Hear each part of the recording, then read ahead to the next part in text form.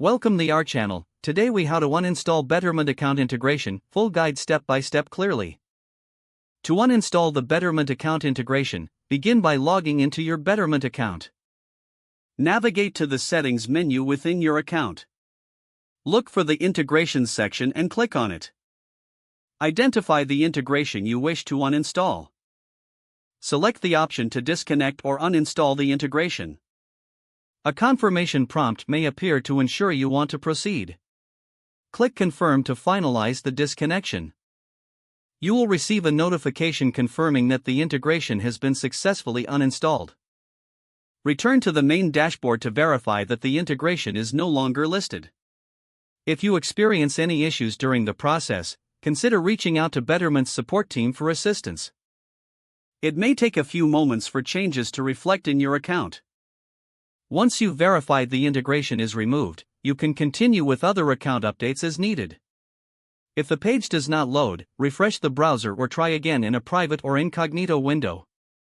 Make sure you are using the correct email address, then retype it carefully to avoid small typos.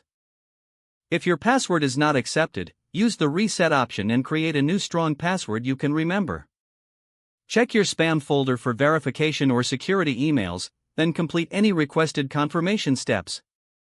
Enable two-factor authentication if available to improve account security and reduce unauthorized access risk. After signing in, review your profile details so your contact information and settings are accurate and current.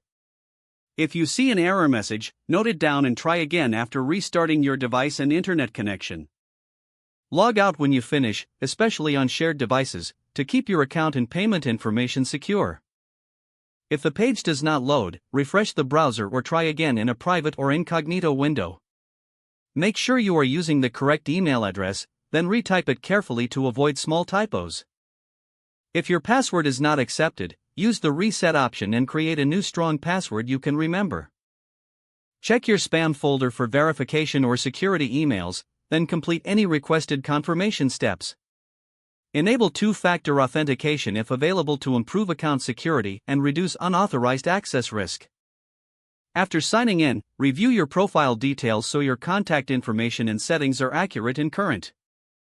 If you see an error message, note it down and try again after restarting your device and internet connection.